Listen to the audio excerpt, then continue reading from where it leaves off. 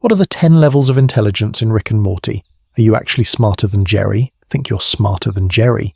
Wonder if you could outthink Morty okay, but are you actually in the same galaxy as Rick? Careful, because by the time we're done, you might not even crack level 3 on this scale. You're sitting there like, I passed high school, I pay taxes, I can definitely beat Jerry. And I'm over here going, can you though? Because in the Rick and Morty universe, being smart isn't just about knowing what 2 plus 2 is. It's about surviving a guy who can reboot reality like it's a bad save file. If Rick is the smartest man in the universe, what does smart even mean in a universe where you can Cronenberg your whole planet and just move to the next one? Is it book smarts? Tech genius? Emotional intelligence? The ability to look God in the face and call him cringe? Believe it or not, there are at least 10 different kinds of smart floating around this show, and Rick does not dominate all of them. You've got the obvious stuff. Portal gun engineering, hacking the Galactic Federation's economy in a couple of board minutes, building a miniverse and then enslaving it with math. That's one kind of intelligence. But then you've got evil Morty spending entire seasons quietly playing 4D chess with an army of Ricks, rigging Citadel elections and walking through a yellow portal like he just beat New Game Plus. That's a completely different tier. And somewhere way down the ladder you've got Jerry, the human participation trophy, the man whose brain looks like a wet paper bag. Except, what if I told you Jerry might outrank some Ricks on at least one level of intelligence? I know, it sounds illegal to say that out loud, but emotionally, socially, survival-wise. The guy accidentally stumbles into wins that some hyper-genius Ricks never get. Dumb luck survival is still survival, and on this ladder, that actually counts. So here's the premise. We're going to build a 10-level smartness scale for the entire cast. From level 1, I survived because the script needed me alive, all the way up to level 10 god-tier metacosmic brain, the kind of character who understands the narrative, the multiverse and their own trauma all at once. We're talking book smarts, tech genius, emotional IQ, political strategy, meta-awareness, and straight-up cosmic awareness. And yes, some of your faves are going to get exposed. By the end, you'll know exactly where Rick, Morty, Beth, Summer, Jerry, Evil Morty, and a few surprise guests land on this ladder. Some placements are probably going to feel like personal insults. If you see yourself in level 2 Jerry Brain, that's between you and your therapist. Anyway, buckle up because we're starting at the bottom. Level 1, Dumb Luck Survival, where even Jerry can kind of shine, and some Ricks absolutely can't. The rules. What even counts as smart in a broken multiverse? And some Ricks absolutely can't. So before we start handing out gold stars and Jerry ribbons, we need rules. What even counts as smart in a universe where you can reboot reality like a bad save file? If Rick can just Cronenberg a planet and slide to a fresh one, is that genius? Or the cosmic version of unplugging your router when the Wi-Fi's lagging? Here's our totally scientific, absolutely unaccredited framework. No peer review, no ethics board, just cartoon psychology, and way too many rewatches. We're not doing IQ points, we're doing survival points, emotional damage points. How many days until the multiverse collapses because of your idea points? We're breaking smartness into 5 big dimensions, and every one of the 10 levels is a cocktail of these. First, survival and common sense. This is don't lick the glowing rock, maybe don't trust the facehugger religion, basic stuff Jerry fails at on a weekday. Second, technical and academic. Portal guns, miniverses, Beth's horse surgeon skills, gearheads, gear, thing. That's the builder death ray brain. Third, tactical and strategic. Evil Morty running a decades-long Citadel coup in the Ricklantis mix-up isn't just smart, it's terrifyingly patient. Fourth, emotional and social. Reading people, manipulating them. Or, wild idea, actually caring. Morty slowly levels this up in episodes like Mort Dinner Rick Andre, where he clocks Rick's patterns and pushes back. Fifth, meta and cosmic awareness. This is the I know I'm in a story brain. The characters who feel the camera, who treat continuity like a toy. Rick dipping into fourth wall jokes, Evil Morty literally trying to escape the central finite curve. That's not just big brain, that's genre-aware brain. Each level on our ladder mixes these stats in different ratios. Low levels, you might be technically gifted but survival dumb, like a Jerry who accidentally saves the day because the universe pities him. Mid-levels, Summer or Beth, who might not build a neutrino bomb, but can emotionally and tactically outplay people who do. High levels? That's where you get Rick in the Rickshank Redemption, collapsing the Galactic Federation economy with math, and evil Morty rewriting the rules of the show itself. Method time. We're not just ranking everyone once and walking away. We're climbing the ladder step by step and asking, who actually lives here? Level 1, we'll pull receipts of early Morty barely surviving adventures. Level 5, we'll show Summer pulling a heist brain cell in the Vat of Acid episode. Level 9 and 10, we're talking reality-breaking monsters with specific episode evidence, not vibes. And believe it or not, characters move. Drunk Tinkerer Rick is not the same as cold hypergenius Rick. Morty in Season 1 is a walking lawsuit. By later seasons, he's calling out Rick's moral blind spots and planning around his tantrums. Some Ricks are going to drop below Beth on emotional intelligence. Some Jerrys might, for some reason, spike a weird survival win and outrank a suicidal Rick variant. I don't know, I'm kind of here for it. So buckle up, because next we're stepping onto Level 1 and asking a painful question. How dumb do you have to be to almost die this many times and still call it family bonding? Level 1, barely functional. Breathing, screaming, not dying. Usually. Level 1 is where the bar is on the floor and somehow people are still tripping over it. This is barely functional smartness. Breathing, screaming, and not dying. But only because the plot has a soft spot for idiots. If you drop these characters in a normal city without plot armor, they'd be missing within 48 hours, and the news report would use the phrase "no signs of struggle." Early season Morty basically lives here. In Me Seeks and Destroy, Rick gives him what's supposed to be a simple adventure. Swing a sword, impress a village, don't commit war crimes. Morty walks into that fantasy world and fails the most basic pattern recognition of all time. If the tavern is full of guys who look like they've been stabbed by the plot before, maybe don't go off alone with the creepy jelly bean in the bathroom. You can almost hear the universe going, "Buddy, I gave you every red flag I had." Same thing in A Midnight Shame Aliens. Morty is standing in a low-res, glitching alien simulation. The sun literally resets on a loop, and he's like, "Wow, Rick, this is pretty weird," but still tries to go to school. The kid cannot pass the tutorial level of "Is reality broken?" That's level 1 in a nutshell. You technically notice something's wrong, but your brain files it under Monday vibes and keeps walking. And then we have Jerry. Oh boy. Jerry doesn't just live at level 1, he decorates it. In that same episode, he's in an even dumber, cheaper simulation and doesn't notice anything. The gas station has like 3 polygons, everyone repeats the same lines, and his big win is inventing a slogan for apples. He's literally inside an alien crime operation, and the most illegal thing he can imagine is, what if fruit had marketing? Whenever Jerry gets separated from the family, he immediately drops into helpless NPC mode. Put him with Rick, Morty, and Summer, and he's a liability. Take them away, and he's a missing person poster waiting to happen. If you ask me, his survival record is one of the biggest mysteries in the show. But they're not alone down here. Background humans who walk into Cronenberg riots because they heard a noise. Level 1. Those Galactic Federation grunts who charge a portal gun like it's a Nerf blaster and get vaporized in half a second. Level 1 with a side of workers' comp. Even some Council of Ricks bureaucrats qualify. Guys so locked into paperwork they don't realize being a Rick and trusting bureaucracy is basically an illegal act against your own survival. Believe it or not, these people are going to look smart compared to what's coming. Because level 1 is dumb by accident. Level 0 is dumb on purpose. That's where you don't just fail to protect yourself, you actively sabotage your own existence on a cosmic scale. So buckle up, because next we're talking about characters who look at the multiverse, see infinite ways to live, and somehow speedrun straight to self-destruction. Level 2, Dumb Luck Survivors. Accidentally not dead. Yet. So, if level 0 and 1 are the people speedrunning their own extinction, level 2 is the ones who somehow miss the game over screen.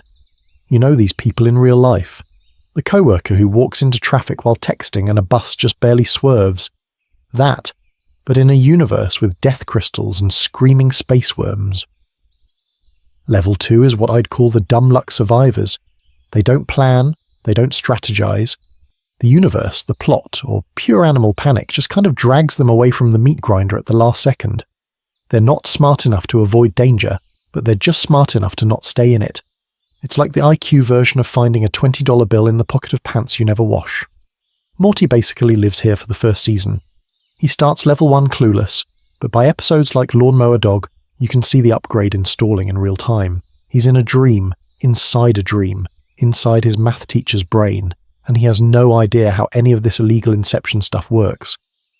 But when Scary Terry corners them, Morty doesn't do math, he doesn't do multiverse physics, he just blurts out, "Hey man, you're having a hard time too," and accidentally befriends the Freddy Krueger knockoff who was about to gut him. That's not a plan, that's a panic compliment with benefits. Same thing in Rick Potion number 9, Rick Cronenberg's The Entire Planet. Civilization collapses, everyone's a meat spider nightmare. Morty is absolutely not running tactics here. He's screaming, stumbling, barely keeping up. But in the middle of the chaos, he can improvise just enough to follow Rick's lead, get to the ship and escape to a fresh reality. He doesn't understand the tech, or the ethics, or the cosmic crime scene Rick just created. He just knows, on instinct, stay with the old man who has the portal gun. Believe it or not, that's an upgrade from level 1, where he would have stood in the street asking why everyone has extra arms.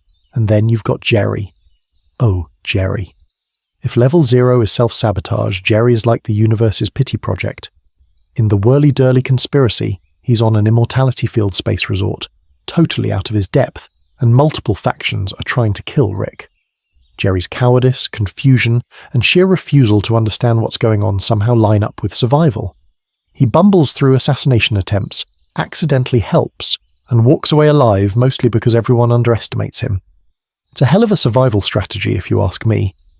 Background aliens and side characters hit this level too. Watch the interdimensional cable episodes. You'll see random citizens dodging laser fire, ducking behind counters, or changing the channel away from a universe-ending broadcast like, "Nah, not my problem." They have no clue what they're avoiding. They just flinch at the right time and go back to watching Ants in My Eyes Johnson. So level 2 is where not dying becomes its own kind of intelligence. It's messy, reactive, and powered by fear. But it works. Anyway, buckle up because level 3 is where the training wheels come off. That's when Morty, Summer, and a few others stop surviving by accident and start showing actual patterns, early game strategy, and just enough planning to scare Rick a little. And I don't know, I'm kind of here for it. Level 3, Street Smarts and Situational Awareness. Summer's glow-up begins. Level 3 is where you finally stop being background cannon fodder and start being the kind of person who can walk into a death arena and at least ask where the exits are. This is Street Smarts, reading the room, adapting to new rules fast, and, yeah, not immediately dying in a post-apocalyptic Costco.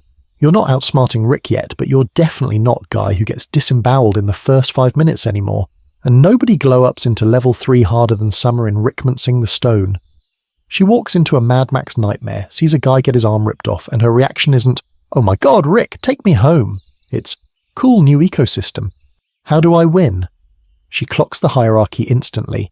Muscle guy in charge, followers worship violence, status is measured in chrome and trauma. So what does she do? She dates the warlord. That's not romance, that's tactical networking. Summer starts using social dynamics as armor. She hypes Scary Conan, plays into the blood cult aesthetic, and suddenly she's on the throne, calling shots and casually approving executions like she's moderating a toxic discord. Is it morally awful? Absolutely. Is it level 3 smart? Also yes.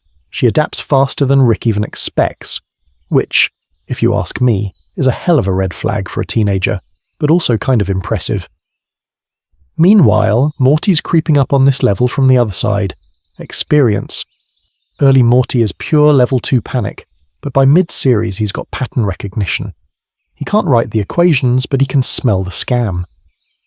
When Rick pitches a simple adventure now, Morty's like, "Okay, what's the body count? What's the twist?" He negotiates with aliens, stands up to weird bureaucrats, and calls out Rick's plans when something feels off, even if all he can say is, "This is messed up, Rick." Just to give you an idea of how far he's come, compare Pilot Morty begging to go home with later Morty in the Vat of Acid episode, who flat out challenges Rick's entire bit. That's situational awareness upgraded with moral awareness. He still gets punished for it, obviously, because Rick is basically running an illegal, psychological experiment 24/7, but the instinct is smart. And then you've got Jerry, who occasionally brushes against level 3 like it's a revolving door he can't quite figure out. Every once in a while he stumbles into competence, like surviving with the alien daycare ticket or accidentally not dying in space. But he can't hold situational awareness long enough to convert it into a pattern. He reads the room, misinterprets the room, and then emotionally proposes to the room. Believe it or not, level 3 is still, I can survive this, not I can solve this. Level 4 is where that flips. That's where Beth walks in with surgeon confidence. Some Ricks stop freestyling and start long gaming, and survival turns into strategy.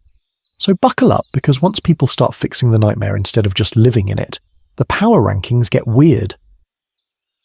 Level 4, Functional Adult Brain. Beth, Gearhead, and the competent middle class. Level 4 is where the brain finally clocks in for a full-time job. This is functional adult brain territory. The people who can run a surgery, maintain a complex machine, or navigate a DMV line without crying in the bathroom. Well, not every day. You know that feeling when someone actually reads the terms and conditions? That's level 4 energy. Beth basically lives here. She's a horse surgeon, which sounds like a joke until you watch her work and realize, oh, she's terrifyingly competent.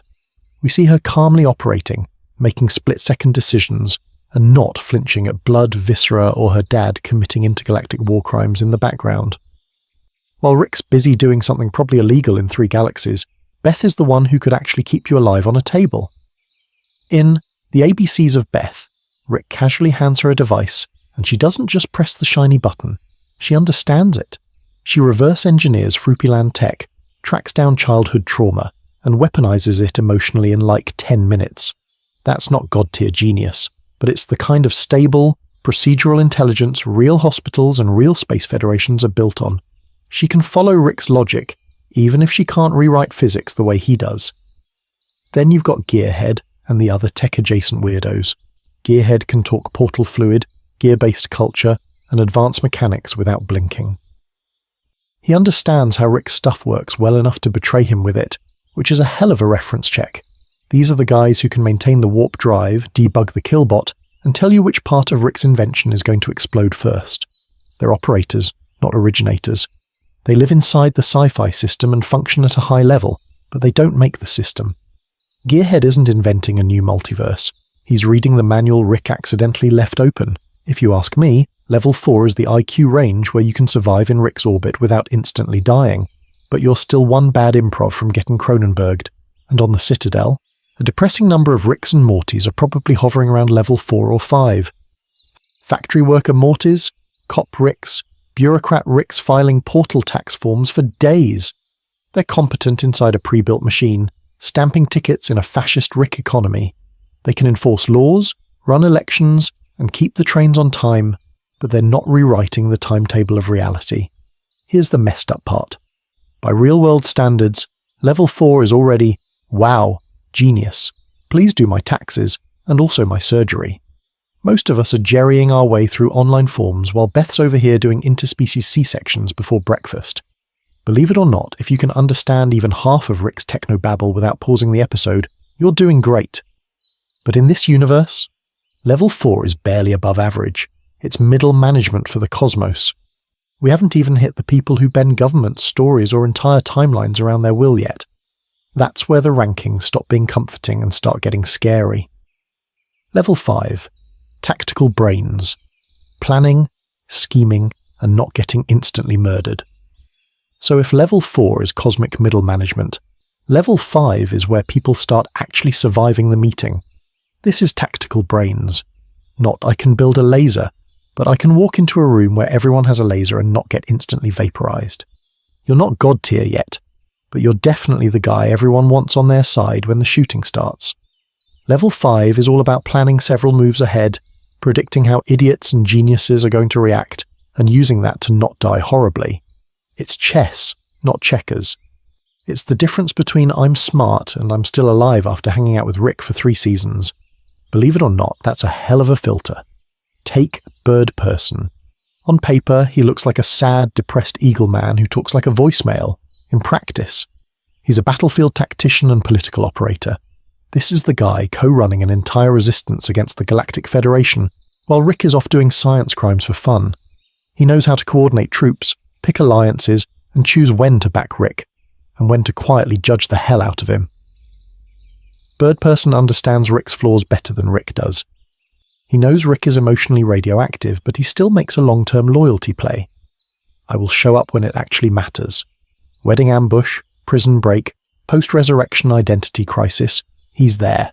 That's tactical intelligence, not just winning fights, but picking which fights are worth your life sentence. Morty actually grows into this tier, which is wild when you remember he started as a walking anxiety attack. By the Vat of Acid episode, he's not just complaining about Rick's plans, he's designing his own. He pressures Rick into building a save point device, abuses it to live entire alternate lives, then weaponizes Rick's ego when the whole thing turns out to be a moral and literal crime against reality. In Mort Dinner, Rick Andre, Morty straight up anticipates Rick's manipulative playbook. He knows Rick is going to sabotage his relationship with Planetina. He recognizes the pattern, and he pushes back with his own strategy, lying, sneaking, and trying to outmaneuver his grandpa. It's messy, it's illegal, it's emotionally catastrophic, and it's absolutely level 5 thinking. You also get a bunch of Council Ricks and Citadel operators chilling at this tier. They're not evil Morty-level masterminds, but they definitely understand power structures. Campaign managers, cop Ricks, the bureaucrats who keep the Citadel running. These guys know how to navigate institutions, trade favors, and survive coups. They read the room, they hedge their bets, they pick the right Rick to orbit. But buckle up, because level 6 is where the board flips. Level 5 tacticians play the game. Level 6 monsters rewrite it. Evil Morty doesn't even really show up until we cross that line. And once he does, every Rick we just praised starts looking kind of small if you ask me. Micro-explainer. The many flavors of smart, and why Rick isn't number 1 at all of them. So before we climb into the god tier levels, we need a quick reality check. When we say smart in this universe, what are we even talking about? Is it building a neutrino bomb, or is it not texting your ex at 3 AM? Because those are very different skill trees. We've basically been juggling 5 dimensions this whole time. Survival or common sense? Can you not die and not do the dumbest possible thing? Technical or academic? Can you build the illegal death ray without blowing up the garage? Tactical or strategic? Can you win the game, long term, against people trying to kill you? Emotional and social? Can you read a room without detonating it? And meta or cosmic? Can you see the rules of reality and mess with them on purpose? Every character is just a weird RPG build across those stats. Rick is the classic min-maxer who dumped all his points in Break the Universe and left basic human functioning at like Jerry level. Take Rick as a case study. Technical intelligence, maxed. This is the guy who can collapse a Galactic Federation economy with math, jailbreak a space super prison, and still have time to perfect a sauce for McNuggets. Metacosmic, also cranked to 11. He knows he's in a story, he mocks tropes, he treats the multiverse like a save file he can reload whenever he gets bored. Tactical? Pretty high. He wins most short games, assassinations, jailbreaks, coups. But emotional and social, that bar is in the negative. The man can invent a love potion that Cronenberg's the planet but cannot say I'm proud of you without needing a drink and a portal gun. Morty, on the other hand, starts out looking dumb by comparison. Lower technical, sure, he's not soldering time crystals in the garage. But his tactical and moral intelligence keep creeping up. He spots patterns, he calls Rick's bluff, he knows when adventure is actually war crime adjacent, and emotionally, Morty can actually feel bad about eating people, or accidentally genociding a dimension, and then try to do better. That is, believe it or not, a kind of intelligence Rick just doesn't have access to. Beth and Summer are the sneaky, balanced builds. Beth has legit technical chops. She understands Rick's gadgets, does precision surgery, and still manages a semi-functional family life while her dad is committing a new crime every 5 minutes. Her emotional intelligence is messy but deep. She knows exactly how broken Rick is and still keeps orbiting him, which is a hell of a choice if you ask me. Summer is tactical and social adaptability in a crop top. She can negotiate with post-apocalyptic cannibals, run a Mad Max gang, infiltrate alien institutions, and somehow stay popular at school. She reads power structures fast and flips them even faster. Rick keeps underestimating her, and every time he does, she levels up. Anyway, buckle up, because as we move into the next levels, those blind spots start to matter. When the game shifts to emotional and meta-smartness, the smartest man in the universe is going to get outplayed by a horse surgeon, a teenage girl, and one very patient Morty with a grudge. And I don't know, I'm kind of here for it. Level 6. Emotional and Social Intelligence. The one stat Rick keeps dumping, so if Beth and Summer are quietly speedrunning the IQ ladder, what's the one stat Rick keeps dumping all his skill points out of? Welcome to Level 6, Emotional and Social Intelligence. This is the part of the character sheet that covers reading people, managing relationships, and making decisions that don't instantly nuke your family dynamic, like a neutrino bomb at Thanksgiving. On paper, Rick should crush this. Guy can outthink a galactic government, collapse an economy with math, and negotiate with literal gods. But put him in a room with his daughter and a bottle of wine, and suddenly he's emotionally illiterate. He treats feelings like they're illegal contraband. He's going to flush down the toilet the second the cops show up. And every time he does, the dumb people accidentally start speedrunning level 6 right past him. Morty is the clearest example. Early seasons, Morty is just the shaky kid screaming, "Rick, this is messed up," while still going along with the crime spree. But over time, his emotional radar gets sharper. He calls out Rick's selfishness in the Vat of Acid episode, not just because the plan is stupid, but because Rick is punishing him out of pure ego. He cares about collateral damage on planets Rick treats like disposable backdrops. He bonds with people like Planetina, and even when that goes horribly, he's at least trying to build a real connection instead of a one-night apocalypse. And Summer is terrifyingly good at social adaptability. She can walk into a Mad Max wasteland and, in about 3 days, become the queen of the Blood Dome. She navigates teen hierarchies, cults, post-apocalyptic biker gangs, you name it, and somehow ends up in charge. She can emotionally manipulate a situation when she needs to, but she also knows when to comfort, when to shame, and when to just bail.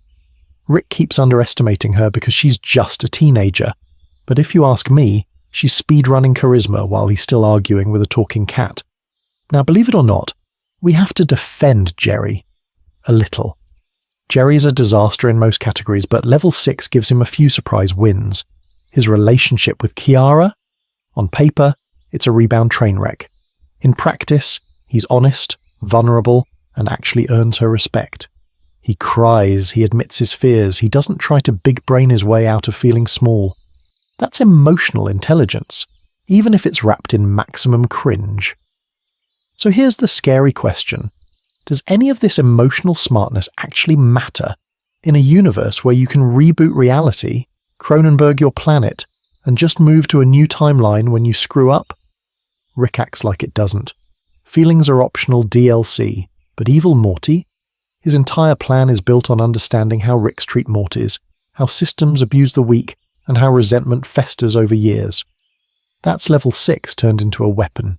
Anyway, buckle up, because if emotional intelligence can topple the smartest men in the universe, wait until we hit the next level, the kind of smart that breaks the show's reality on purpose. Level 7, Systems Thinkers. Beth, Federation Brains, and mid-tier Ricks. So if level 6 is, I understand people well enough to ruin them emotionally, level 7 is, I understand entire systems well enough to ruin everything at scale. You know that friend who can't do basic math but can explain the entire healthcare industry? That, but with lasers and fascism. Level 7 is what I'd call systems intelligence. You're not just smart in a room, you're smart in a network. You see how governments, economies, ecosystems, or insane sci-fi tech all plug together, and you can actually drive the thing without instantly crashing it into a Cronenberg apocalypse. Well, probably. Beth is our first big systems thinker. She's not just good at horse surgery. She casually reads Rick's gadgets like IKEA manuals. In the ABCs of Beth, Rick offers her a clone so she can run off and be Space Beth while regular Beth stays home. That's not just a midlife crisis. That's a whole moral operating system crash. She understands that identity, parenting, and freedom are all interlocked, and it breaks her brain in a way a level 3 character would never even notice. And when she does lean into it, Space Beth is flying around with a rebel fleet, hijacking galactic tech, and running ops like she's been doing it for years. Rick flat out says she's as smart as he is if she applies herself. That's a hell of a statement from a guy who ranks other people's brains like Yelp reviews. If you ask me, Beth is one good trauma away from becoming a Citadel founder. Speaking of bureaucratic nightmares, let's talk Galactic Federation. These guys are the definition of mid to high systems intelligence. Their scientists and administrators maintain a galaxy-spanning empire with unified currency, standardized prisons, and enough surveillance to make the NSA cry. They stabilize entire planets, juggle alien species, and keep the economic simulation running until one drunk grandpa speedruns their collapse with a calculator. Remember the Rick-Shank-Rick-demption. Rick hacks their central database, tanks the value of their currency, and the whole government implodes overnight. But the important part is, there was a functional math-backed system there to break. That means a whole lot of level 7 brains built and maintained it, even if Rick can out-hack them before breakfast. Then you've got the Citadel, mid-tier Ricks, and Mortys, stacked into a multiversal city-state. This place has elections, police, labor, infrastructure, a school system, all designed by variants of the smartest man in the universe, who, for some reason, decided to reinvent late-stage capitalism. They mass-produce portal tech, run interdimensional logistics, and keep billions of Ricks and Mortys from instantly killing each other. That's advanced organizational and technical intelligence, even if it's trapped in Rick-centric logic. Believe it or not, that's still just smart within the system. Level 7 optimizes the maze. Level 8 is going to be the freaks who look at the maze, shrug, and delete it from reality. That's where Rick and evil Morty stop playing the same game and start rewriting the rules. So buckle up, because next we're talking about the kind of smart that makes the universe itself feel like a cheap user agreement you forgot to read. Running Total, where Rick actually sits on the first 7 levels. So before we yeet ourselves into levels 8, 9, and why is reality screaming, let's actually scoreboard what we've got so far.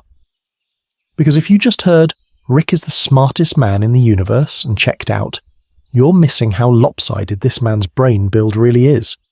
Level 1, basic survival and common sense. Rick technically passes because, he's not dead. He can MacGyver a death ray out of a butter robot.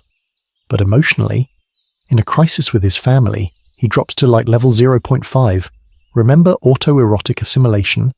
The guy's response to heartbreak is a suicide machine and leaving his grandkids with a corpse on the couch. That's not just sad, that's a crime against coping skills. Level 2, book smarts and knowledge. Easy S tier. Rick invents new branches of physics between burps. He explains multiverse theory like he's reading off a menu. Morty's over here struggling with algebra while Rick is rewriting constants of nature for fun. No contest. Level 3. Technical and engineering intelligence. This is where he breaks the scale. Portal gun, miniverse, time-freezing crystal he just steals for kicks. Hacking the Galactic Federation's economy in Rick-Shank-Rick-demption. He's a one-man illegal tech startup. If you ask me, this is the stat that made everyone start calling him the Rick. Level 4. Social manipulation. He's good, but in a scary way. Rick can talk his way out of galactic prison, gaslight Morty into thinking an entire season's worth of trauma was character development, and negotiate with literal devils. But put him in a normal family dinner, he's a level 1 disaster, can't not insult Jerry, can't not ruin Beth's day, can't not emotionally shank Morty. Level 5.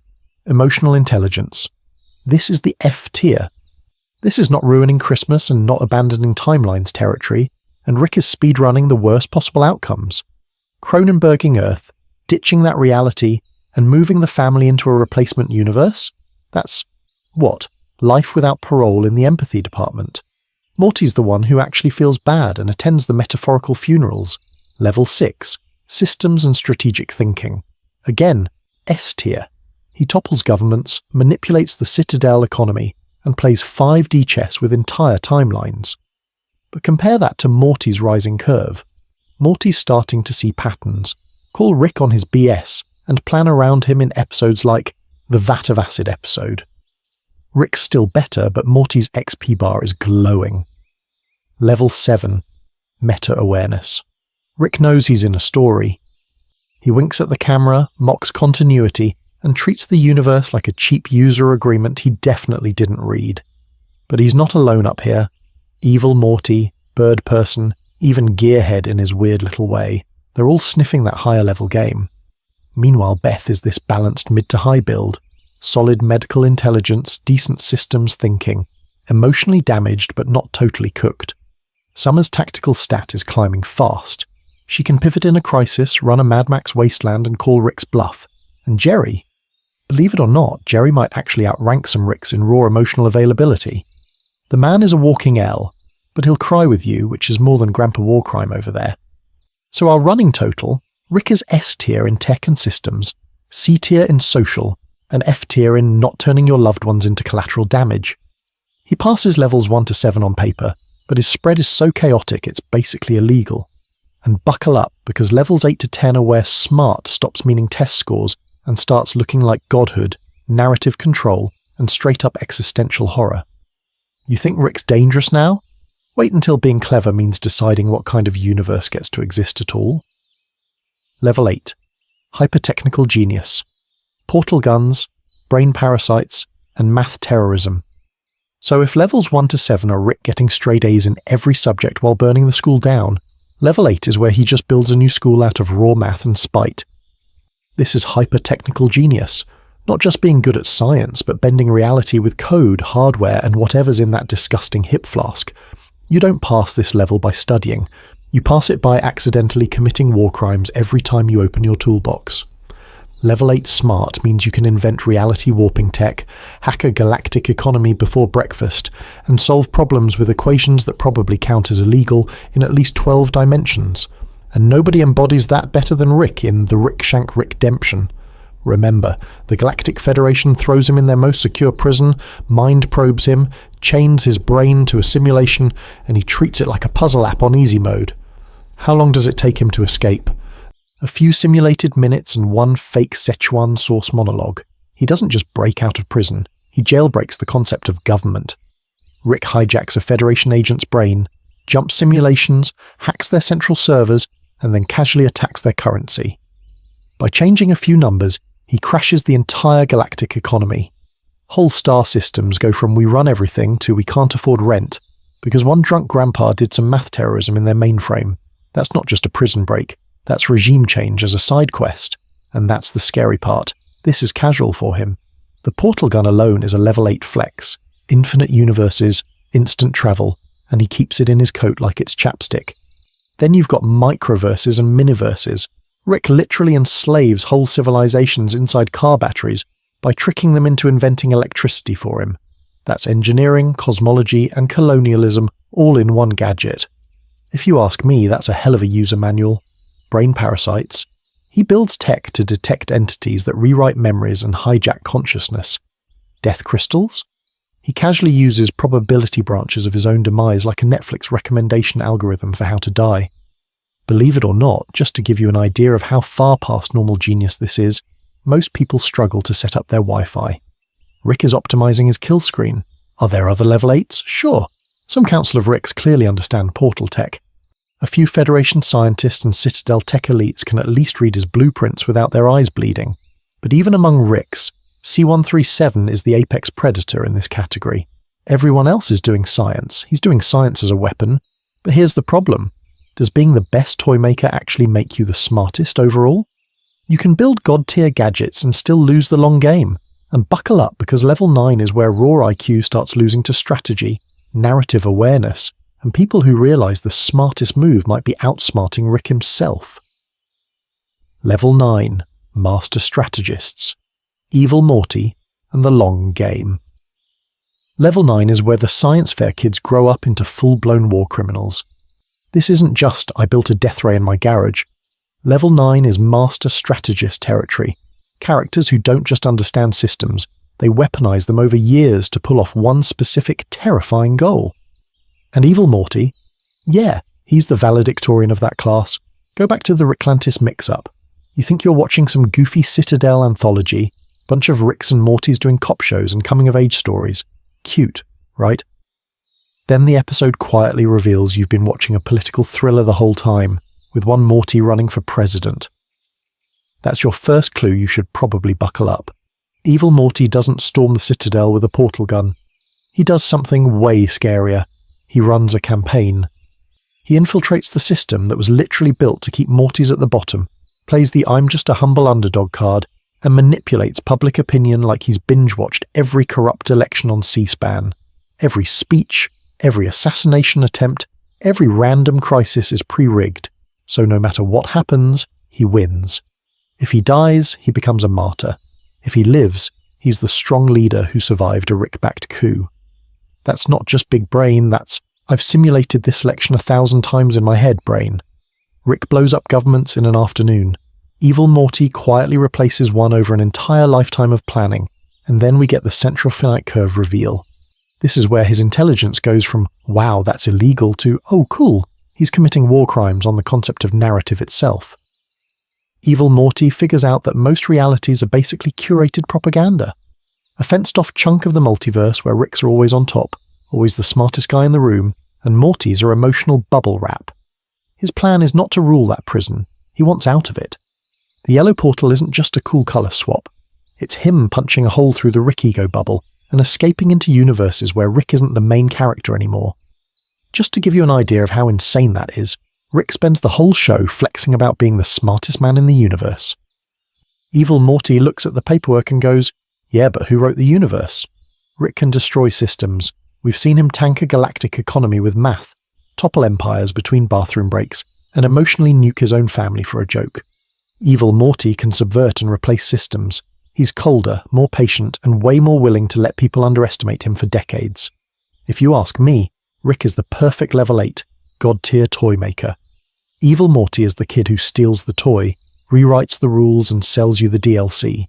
And believe it or not, there is still a level 10 above this. Because if Evil Morty's crime is escaping Rick's narrative prison, level 10 is about the characters who kind of understand they're in a show at all, and maybe understand you're watching. Sponsor break from the multiverse. Are you smart enough to survive this ad? And maybe understand you're watching. Cool, terrifying thought, right? Speaking of terrifying, this is the perfect time to sell you something you absolutely don't need. Buckle up, because this video is now sponsored by SurviveEd, the only learning app designed for when Rick abandons you in a Cronenberg universe. Yeah, Duolingo teaches Spanish. We teach you how to identify which limb to eat first when society collapses. You log in, pick your difficulty, and boom, level 1 is how not to lick the glowing meteor. Perfect for our level 1 idiots who probably still trust Jerry with directions. Level 5 is spot the multiverse pyramid scheme, for when a Rick offers you a totally safe investment opportunity involving mega seeds and your rectum.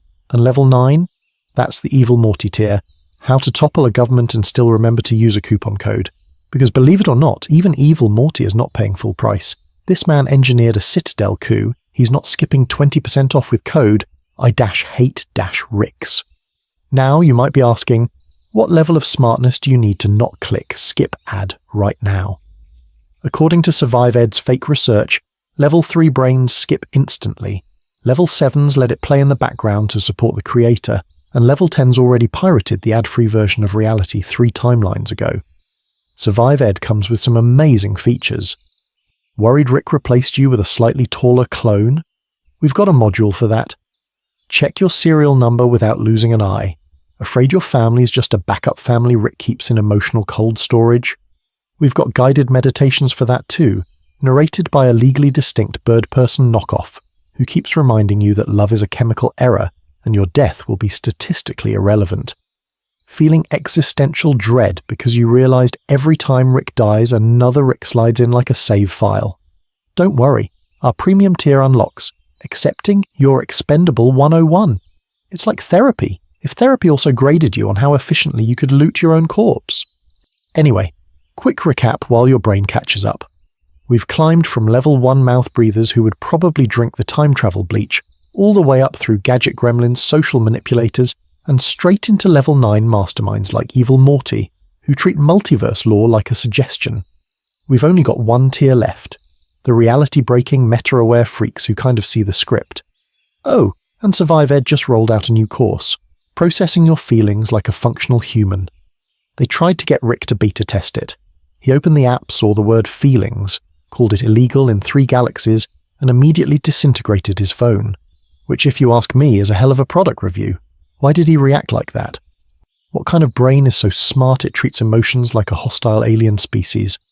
Keep watching, because level 10 is where we finally talk about the characters who might be smarter than the show itself. Level 10. Metacosmic Intelligence. Breaking the fourth wall and the universe. Level 10 is where intelligence gets so big it starts eating its own tail. This isn't, I can build a portal gun smart. This is, I know the writers are running out of ideas smart. Buckle up, because metacosmic intelligence means you're aware you're in a story, you understand the rules of that story, and you start treating narrative structure like another machine you can hack. At level 10, the universe isn't just atoms and timelines, it's camera angles, genre conventions, and season renewals. You don't just outsmart characters, you outsmart episodes. Rick flirts with this all the time. He complains about clip shows, he rants about serialized storytelling, like he's arguing with Adult Swim executives, and he drops lines that only make sense if he knows you're watching. When he says things like, roll the clip, or groans about filler, that's not just sarcasm. That's a guy who has, at minimum, suspected he's stuck in a TV show and decided to lean into it because what else are you going to do when God is a writer's room? Those fourth wall nudges are like illegal peeks at the judge's notes. Rick is still playing in universe, but he keeps glancing up at the rafters like he knows the audience is a whole other layer of reality.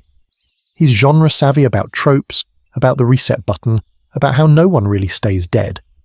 Just to give you an idea of how messed up that is, imagine knowing your crimes get wiped every week at 11:30 p.m. Eastern. What kind of sentence can you give a guy who knows the episode has to end in 22 minutes? But Evil Morty doesn't just suspect the narrative, he declares war on it. On paper, his central finite curve plan is about escaping a multiverse curated to keep Rick on top. But if you ask me, that's meta as hell. He's not only escaping Rick's, he's escaping a rigged script where Rick is the smartest man in the universe is basically a production note stapled to reality. He looks at the cosmic writer's bias toward Rick and says, yeah, I'm done being a sidekick in your show. And the show itself behaves like a level 10 entity. It reboots universes, kills main characters, swaps families, mocks its own continuity, then makes fun of you for caring about continuity.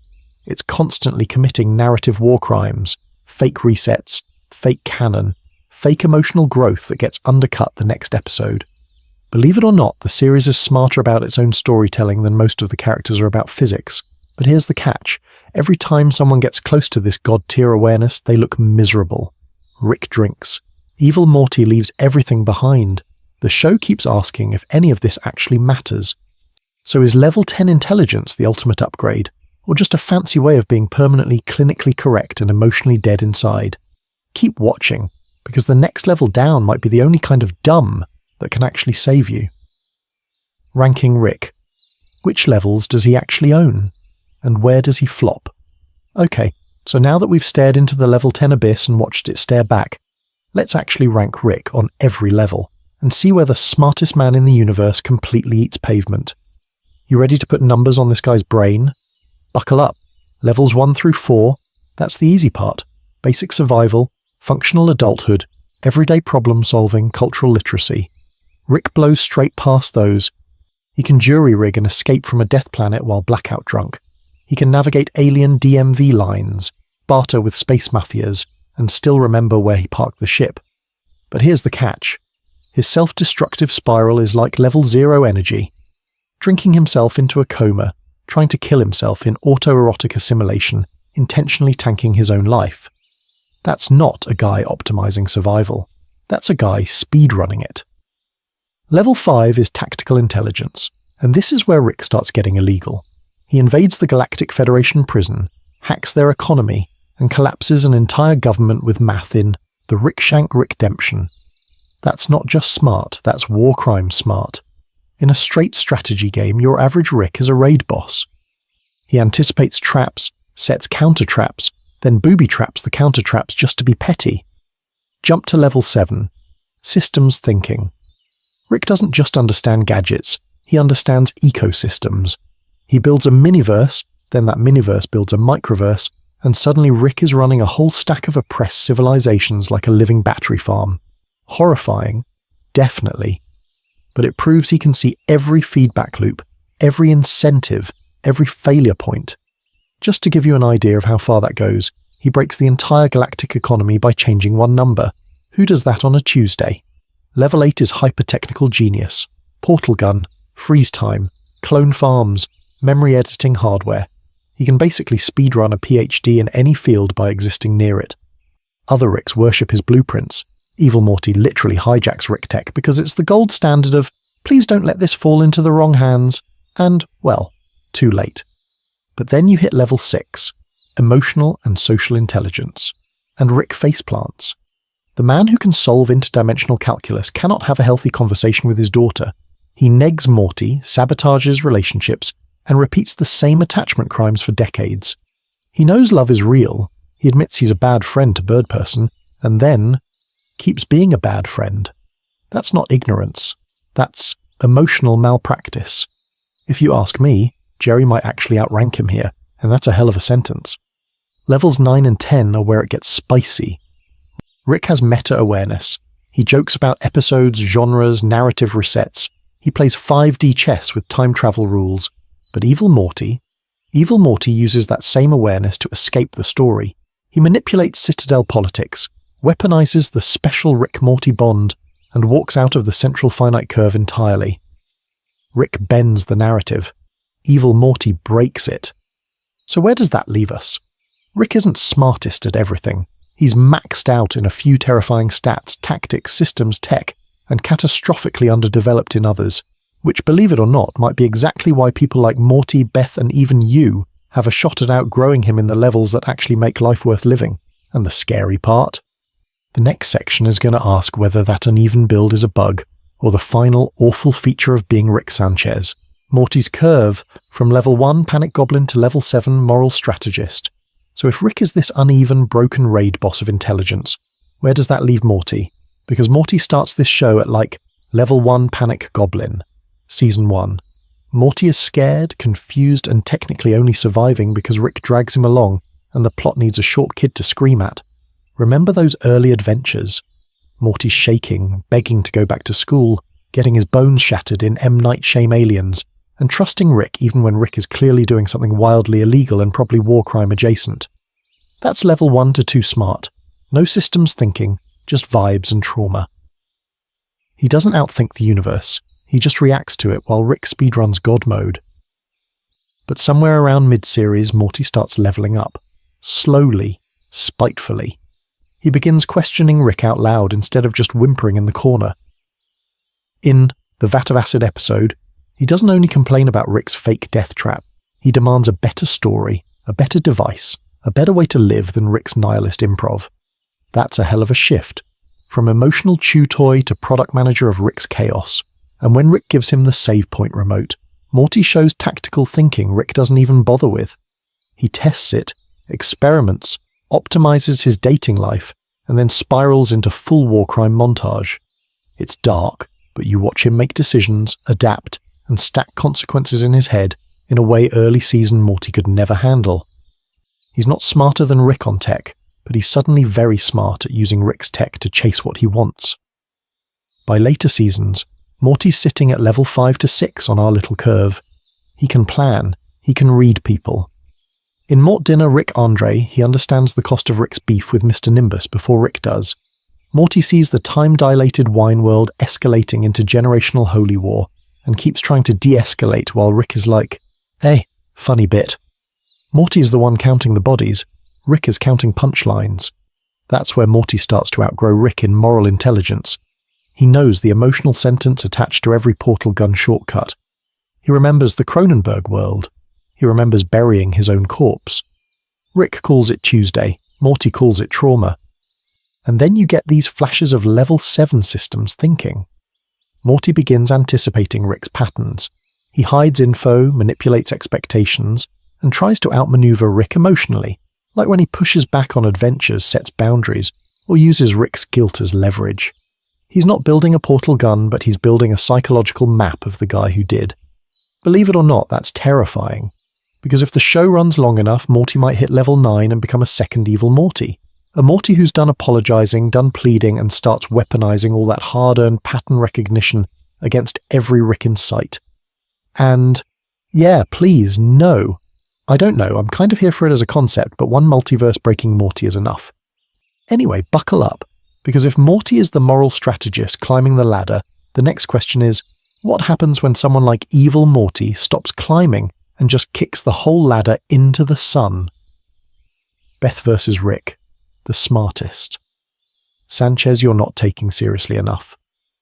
And if evil Morty is the kid who kicks the ladder into the sun, Beth is the one who quietly builds a safer ladder in the garage and then wonders if using it makes her a bad person. You want underrated smart? You're looking at the horse surgeon. On the surface, Beth is sitting comfortably in that level 4 to 5 range. She's not building portal guns, but she is performing complex surgery on animals that can literally kick you to death. That's precision, pattern recognition, and nerves of steel. When Rick dumps tech jargon on Jerry, Jerry short-circuits. When Rick does it to Beth, she tracks it, asks follow-up questions, and believe it or not, can operate his gadgets without instantly blowing up the neighborhood. She holds her own in sci-fi chaos the way most people hold their own in a Starbucks line. Just to give you an idea of how quietly competent she is, when she goes to Fruppyland in the ABCs of Beth, she's not screaming at the sky like Morty. She's evaluating the environment using Rick's gear and adapting to a pocket dimension like it's a slightly annoying work trip. That's tactical intelligence.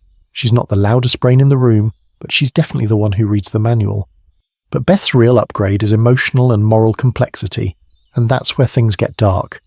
That whole crisis in the ABCs of Beth is her realizing she might have always been a little Rick. Childhood sociopathy, casual cruelty, the fact that she wanted a knife that could cut through anything as a toy. Rick basically says, yeah, you're me, but with less booze. Then he offers her the clone option, and she has to choose between being a mum and being a space badass. Or not choose at all, or be dead, or be both. Cool, totally not horrifying identity crime right there. Now you've got a woman who might be a clone, might not be, and is stuck inheriting Rick's brain without his full nihilistic armor. She cares. She feels guilty. She asks whether going on adventures is abandoning her kids. That's level 7 systems thinking, peeking through. She's not just asking, can I do this? She's asking, what does this do to my family, my planet, my sense of self? Rick almost never runs that simulation unless it's to hurt himself on purpose. If you ask me, Beth is the closest thing to a balanced Rick we've seen. She understands the tech, she understands the stakes, and she understands the emotional fallout. In another universe, she's the one who invents the portal gun and then, wild idea, doesn't emotionally torture her grandkids with it. She could become a less self-destructive Rick by actually going to therapy instead of turning herself into a pickle, and that's what makes her scary. Because someone with Rick-level potential who actually feels wronged by him? That's a hell of a combo. She resents his absence, his chaos, his grip on Morty. She's already shown she'll pick space over suburbia when given the chance. So the real question isn't is Beth smart? It's, if she ever stops trying to be the good one and leans fully into that Sanchez brain, are we looking at the most dangerous kind of smart in the entire family? Summer's secret weapon. Social and tactical intelligence in a teen package. And if Beth is the most dangerous kind of smart when she snaps, then buckle up because Summer is what happens when that same brain gets Wi-Fi, social media, and zero patience for your nonsense. People sleep on Summer. You shouldn't. Remember her level 3 debut in Rickmancing the Stone? Morty's traumatized, Rick's looting an apocalypse for parts, and Summer just speedruns a Mad Max society. She shows up in a crop top and immediately figures out the meta. Power here is about violence, spectacle, and who looks the least afraid. So she joins, then leads, a death car gang in like days. That's not just teen rebellion. That's rapid environmental mapping and social hierarchy climbing under live fire. She doesn't know the science, but she reads the room. She clocks that the Blood Dome world runs on story beats. Warlord boyfriend, jealous rivals, big arena moment. So she plugs herself into the narrative and rides it. That's level 3 street smarts in a war zone, if you ask me. But she doesn't stay there. By the time you track her across the show, she's creeping into level 5 tactical intelligence. She leads groups, makes deals, and weaponizes being just the sister, like it's a cloaking device. Think of how often she's the one negotiating with weirdos while Rick and Morty are busy committing some kind of cosmic crime in the background. She barters, She bluffs. She pivots plans mid-disaster. She's technically underage, but half the time she's the only adult in the room. Her real cheat code is emotional intelligence. Summer has a terrifyingly clear read on the family. She calls out Rick when he's being extra suicidal. She calls out Beth for worshipping him, and she refuses to accept the role of background character.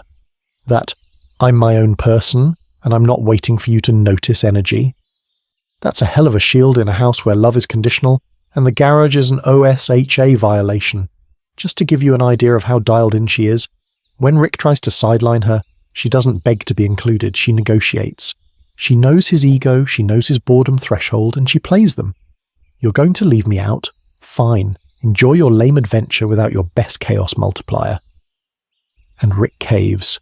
That's not tech genius, but it's control of the variable named Rick Sanchez, which might be harder. So where does she go from here? If she keeps hitching rides with Rick, absorbing how he thinks about systems, governments, religions, economies, entire timelines, Summer is on track for level 7 systems thinking. She already understands people as networks, cliques, followers, power users. Scale that up to planets and you've basically got a future evil Morty with a manicure. I don't know, I'm kinda here for it. And here's the scary part. If Rick and Morty burn out, crash, or finally get the multiversal sentence they deserve, who's left with social skills, tactical brains, and just enough trauma to keep going? You might want to start betting on Summer as the most well-rounded future main character brain in the family. Because what happens when the side character realizes the show can't run without her? Jerry's redemption arc, the one level where he might beat Rick. Because what happens when the side character realizes the show can't run without her? Easy. You look over at the guy who can't even hold a job at the Apple Store of the multiverse, and you start asking dangerous questions like, is Jerry actually winning at something? Buckle up, because we've roasted Jerry at levels 1 through 4 already. Basic problem solving. Panic. Sci-fi crisis. Panic. Scream. Maybe cry. Repeat. Put Morty in a Cronenberg apocalypse and he adapts. Put Jerry in a mildly futuristic daycare and he's begging for Beth like a lost Roomba. The man is a walking B4 picture. If you ask me, he's probably the only person who could die from reading an instruction manual. He fails the "don't touch the thing" test every time. He's incompetent with tech, terrified of aliens, and when Rick says, "don't move," Jerry hears, "what if I press every illegal button right now?" On the traditional IQ scoreboard, he's not just losing to Rick, he's losing to Gearhead's spare parts. But once you climb up to level 6, emotional intelligence, something weird happens. For some reason, Jerry starts scoring points. He's vulnerable in a way Rick would rather literally die than be. He cries. He admits he's scared. He tells Beth he's insecure about Rick moving in instead of pretending he's above it all. When he dates Kiara, the warrior alien, he actually forms a genuine connection. It's messy and pathetic, sure, but it's real, and she likes him for who he is, not for his ability to hack a galactic economy. Just to give you an idea of how rare that is in this show, Rick can build a love potion that destroys civilization, but he cannot maintain a single healthy relationship that isn't propped up by nostalgia, shared war crimes, or alcohol. Jerry, meanwhile, stumbles his way into honest intimacy by accident. And I don't know, I'm kind of here for it. Jerry's secret weapon is that he has almost no ego to protect. He's not trying to be the smartest guy in the room, which means he's not playing the same lethal metagames Rick is. When Rick escalates everything into a cold war of one-upmanship, Jerry is just over there worried about custody, rent, and whether the cable works. That sounds dumb, but it also means he's not on anyone's assassination list. In pure emotional self-awareness, Jerry might actually outrank Rick. He knows he's a mess. He says it out loud. He sits in that cosmic therapist's office and basically signs a confession that he's codependent and scared. Rick, on the other hand, hides behind genius, sarcasm, and a bottle. One man goes, "I'm broken, please help." The other goes, "I'm a god, watch me ruin everything." Who's really smarter about themselves? So for 3 glorious seconds, we are officially crowning Jerry Smith the emotional intelligence champion of the multiverse. Okay, time's up. Hand it back, Jerry. That title is going to literally anyone else, even the talking cat. Anyway, if Jerry can accidentally win at level 6, what happens when we look at someone who's gaming the entire multiverse on purpose? Citadel brains. Why most Ricks aren't actually that smart.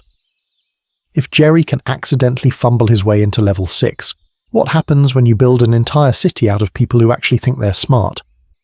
Welcome to the Citadel. It's like if Mensa, Space DMV, and a fascist HOA had a baby, and that baby is drinking. Here's the thing nobody on the Citadel wants to hear. It's a bell curve. You've got thousands of Ricks and Mortys, and most of them are chilling in the boring middle, levels 4 through 7. Smart enough to operate a portal gun. Not smart enough to ask, hey, why is my life a serialized prison? You can almost see the graph. A huge bump of mid-Ricks, a sprinkle of idiot outliers, and like 3 monsters at the far right. Take the bureaucrat Ricks. These guys are the middle managers of infinity. Cop Ricks, council Ricks, factory supervisor Ricks. They can solve a neutrino equation, but can't solve their own emotional constipation.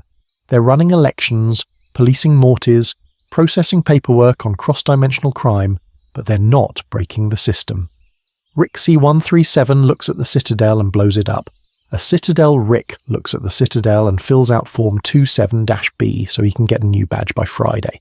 You know what that is? That's level 5 to 6 technical intelligence with level 2 courage. It's the same vibe as a guy who can jailbreak his phone but still believes every email from Space Prince of Nigeria. They're definitely not dumb, but they're domesticated. They've traded god-tier chaos for a steady paycheck in multiversal HR. And Mortis? Oh, buckle up, because the Citadel Mortis are quietly terrifying. You've got campaign manager Morty, schemer Mortis, the ones running black markets in back alleys. These kids are operating at level 5 to 6 tactical intelligence while pretending to be level 2 crybabies. They weaponize the whole, I'm just a Morty or geez thing. That's not innocence, that's camouflage. Evil Morty is just the final form of that trend, but even before him, you see Mortys who survive cop Ricks, navigate slums and play politics without any portal gun at all. Just to give you an idea of how messed up that is, Ricks have god tech and still get shot in alleys. Mortys have backpacks and trauma and somehow climb the ladder. So what does the Citadel really prove? That being a Rick doesn't auto-grant you level 8 to 10 cosmic genius. It often just means above average and deeply miserable. The Citadel is full of guys who could rewrite reality and instead choose to clock in, harass Mortys and complain about cafeteria food. If you ask me, that's the saddest crime in the show, and here's the part that should make you nervous. The two characters who actually hit that level 9 to 10 range, Rick C137 and Evil Morty, both reject the Citadel completely. They don't want to rule it, not really. They want out. So what does it mean when the smartest people in Infinity decide the entire Rick-Morty ecosystem is an illegal experiment they're done participating in? Are they escaping the bell curve or nuking it? We're going to have to go darker to answer that. Meta-explainer. Is being this smart actually a curse? So if the top of the curve is trying to blow up the curve, is being that smart actually a win, or is it a cosmic L? Like, if level 10 brain power just makes you hate the game, is that even an upgrade? Or did you just unlock the worst DLC of all time? Let's start with Rick sitting up there in the level 8 to 10 nosebleeds. The guy can collapse a galactic economy with some math, jailbreak reality and build a portal gun drunk. Sounds cool, right?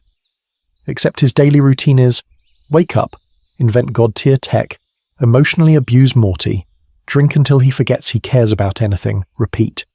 That's not a flex, that's a cry for help with lasers. The more he sees, every timeline, every version of himself, the less he can believe in simple comforts like family dinner or a steady job that isn't illegal war crime consultant. Rick's depression isn't a side quest. It's baked into his intelligence build. He knows every relationship is technically replaceable. Every universe is just one button away from a reset. So why attach? Why not just get blackout drunk and speedrun self-destruction? You watch him and you're like, wow, smartest man in the universe. But if you ask me, he's also serving a life sentence inside his own brain.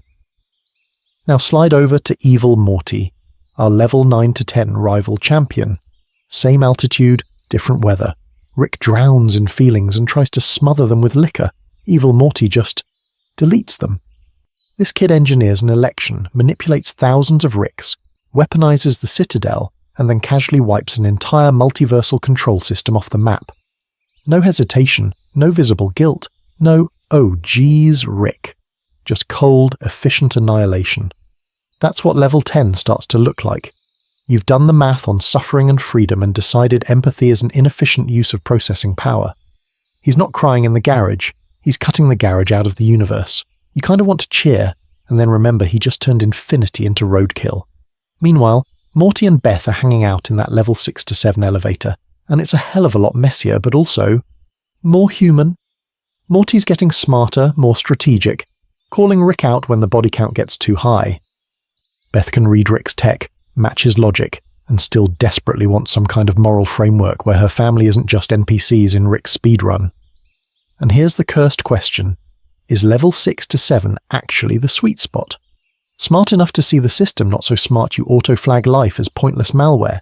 You feel the pain, but you also still want connection, ethics, something. So buckle up, because in the final stretch we're going to rank who actually sits on each tier of this cursed intelligence mountain and answer who, if anyone, really claims that terrifying level 10 throne. Top tier showdown. Rick versus evil Morty versus the narrative itself. So we've got this cursed intelligence mountain, right? Rick clawing at level 10, everyone else hanging on for dear life. But who actually plants the flag at the top? Rick, evil Morty, or the show itself? Buckle up, because this is where it gets kind of uncomfortable. Start with Rick's case for the throne. Technically, he's a monster. This is the guy who whips up a portal gun, collapses the Galactic Federation economy with a math exploit, and turns an entire theme park inside a homeless man's body into a casual day trip. He jailbreaks himself from a max security space prison, hacks an entire government, and treats time travel like a weekend DIY project. He's also partially meta-aware. He mocks genre tropes, calls out clip show structure, and acts like he knows he's in a TV show without quite saying it. He dodges narrative traps the same way he dodges responsibility, with maximum arrogance and just enough insight to survive. But then you've got evil Morty. And evil Morty doesn't just solve problems, he solves the rulebook. His big crime isn't blowing up planets, it's long-term strategic planning weaponized. He infiltrates the Citadel, runs a fake election, manipulates entire casts of Ricks and Mortys, and walks out as president like it was a group project he did alone. While Rick is flexing about being the smartest man in the universe, evil Morty is like, cool, I read the fine print on the universe. He understands the central finite curve, the literal box Rick built so he never has to face a version of himself that isn't the smartest. That's not just IQ, that's narrative awareness. He sees the cage Rick made to protect his ego and decides to leave the show's premise, and above both of them, the writers, the narrative itself, the level 10 plus entity that makes Rick build the cage and evil Morty break it. They control when Rick's tech fails for comedy, when evil Morty's plan lands, and when you and I get yanked from Cronenberg horror into a therapy episode. Every time you think, okay, Rick's unstoppable, they drop a Vat of Acid episode to remind you the universe is rigged for punchlines and pain. Believe it or not, the smartest player is the one deciding which kind of smart gets rewarded this week. So who wins what? Rick absolutely dominates technical intelligence. Give him a wrench and 30 seconds and reality is illegal now. Evil Morty wins strategy and politics. He plays decades-long chess while everyone else argues over who gets the front seat. The narrative itself wins meta-control. It decides who gets a character arc and who gets turned into background goo, and that triangulation? That's the tone of the whole show. Rick proves raw genius is a hell of a drug, evil Morty proves you can outgrow the system, and the narrative proves nobody escapes the writer's room, which raises the real question. When we finally rank everyone, who actually lands on level 10, and who's going to be embarrassingly low? Because if you ask me, some smart fan favourites are about to eat dirt in the next section. I don't know, I'm kind of here for it. The official 10-level smartness ladder. Who lands where? Alright, buckle up, because it's time to actually put numbers on the brain damage. We've been talking theory, but you want a ladder. You want to know where your faves land and who's secretly running on dial-up. Level 1 is your background NPC brain. We're talking random Cronenberg citizens, generic Federation grunts, and those guys at Blips and Chits who keep dying to Roy. They have just enough intelligence to scream, pay taxes, and get obliterated by whatever Rick's doing in that episode. Level 2 bumps you up to basic survival. No thoughts, head empty. Mr. Meeseeks when the task gets too hard, Gromflemite foot soldiers, and the average Jerry from the Citadel. They follow orders, They kind of understand cause and effect, and they still walk into obviously illegal death traps because the plot needs bodies. Level 3 is functional common sense. Background classmates, random Earth adults, most of the Smith family's neighbours. They know not to drink from glowing vials, but if Rick says it's a party, they're going to sip it anyway. This is the flaw of normal in a universe where normal is already a crime against physics. Level 4 is where Jerry lives most of the time. He can hold a job, occasionally stumble into emotional insight, and for some reason he resists Rick's manipulation better than some Ricks. But he also dates a hive mind and almost gets humanity enslaved, so his smartness sentence gets reduced for good behaviour and then immediately doubled. Level 5 is Summer's home base. She's socially sharper than Morty, spots scams, and can run a Mad Max wasteland like a LinkedIn influencer. She spikes to level 6 when she's co-running the Devil's Shop or negotiating with aliens, then drops to 4 when she follows Rick into obviously cursed adventures because she's bored. Level 6 is Beth's primary tier: surgical skills, technical vocabulary, and the ability to understand Rick's gadgets without exploding. Clone. Beth pushes her into 7 when she's strategizing space rebellions. But when it comes to emotional self-awareness, she can absolutely crash to a 4 and stay there for days. Level 7 is Peak Morty. Not pilot episode Morty, but Vat of Acid and Mort Dinner Rick Andre Morty, calling out Rick's moral blind spots and planning around his ego. He dips to 5 when hormones take the wheel, but when he's focused, he's playing long-term strategy while Rick speedruns war crimes. Level 8 to 9 is Rick. Drunk Tinkerer Rick is an 8. Can build a portal gun in his sleep and accidentally commit bioterrorism before breakfast. Cold, focused, prison-escaping, economy-collapsing Rick is a 9. Casually deleting governments with math like he's clearing his browser history. Level 9 to 10 is Evil Morty. Political, strategic, emotionally detached in a way that's terrifying. He doesn't just outsmart a Rick, he outsmarts the Citadel, the Curve, and the entire Rick-centric narrative. That's not just big brain, that's I read the script and edited it brain. And level 10 plus? That's the show's meta-narrative itself. The writers, the fourth wall winks, the fact that continuity can be rebooted with a joke. That's the only entity that can truly outsmart Rick, Evil Morty, and you, sitting there thinking you'd do better. Do you agree with any of that, or are you already mentally re-ranking everybody and drafting a 20-comment reply? Because if you ask me, the real fun is going to be when we start zooming in on specific episodes and watching these levels swing like a mood ring on a roller coaster. Character relationship sidebar.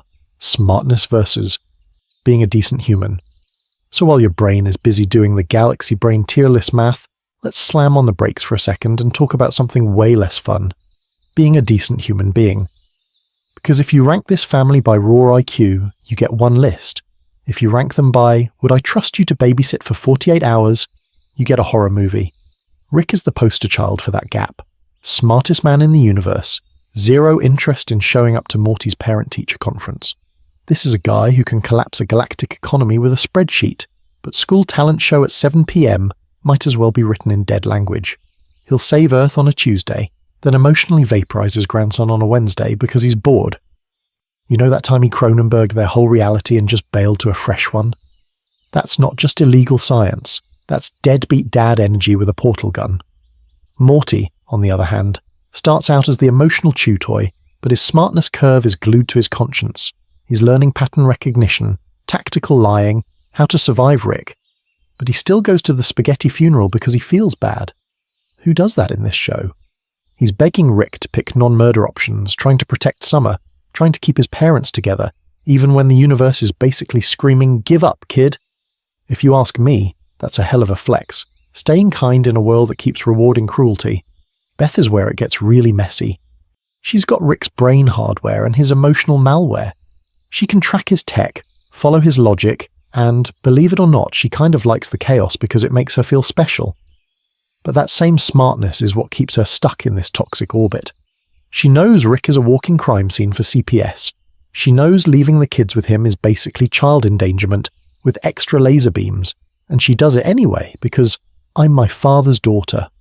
That's not just bad parenting, that's generational trauma doing a TED Talk. Summer might actually be the most underrated brain in the house. She's got social intelligence, tactical intelligence, and the ability to read a room faster than Rick can say, "Wubba lubba dub dub." She becomes the emotional glue by accident. She negotiates, she calls people out, she keeps Morty from completely snapping. And yeah, she's selfish and clout-chasing half the time, but she's also the one who can look Rick in the eye and go, "You're being pathetic," and survive the episode. That's its own kind of cosmic awareness, if you ask me. So buckle up, because if we were ranking healthy intelligence, brains plus boundaries, genius minus war crimes, this whole list would be scrambled. Morty and Summer shoot way up. Beth is a tragic mid, and Rick might not even crack the top 5, which raises the next question. When we go back to specific episodes, who's actually leveling up, and who's just speedrunning their own emotional downfall? Pattern. Interrupt. What if you took a Rick and Morty IQ test right now? So while we're talking about healthy intelligence and emotional downfalls, let's do something incredibly unhealthy. Buckle up, because you're about to take the Rick and Morty IQ test you never ask for. Not a normal IQ test. A 5-dimensional, morally questionable, probably illegal one that spits out your score as a level on our 10-tier ladder. No pencils, just vibes and bad decisions. Dimension 1, survival instincts. Question 1. You wake up in a full Cronenberg world. Fused dogs, screaming mailmen. Your neighbor is literally a walking tumor. What do? A level 1 answer is, I open TikTok and cry. Level 3 is, I hide in my house and hope it goes away. Level 5 is, I grab supplies, steal a car and get to high ground. Level 8. You're Rick. You bury your own corpse in the backyard, slide into a fresh reality, and pretend it never happened.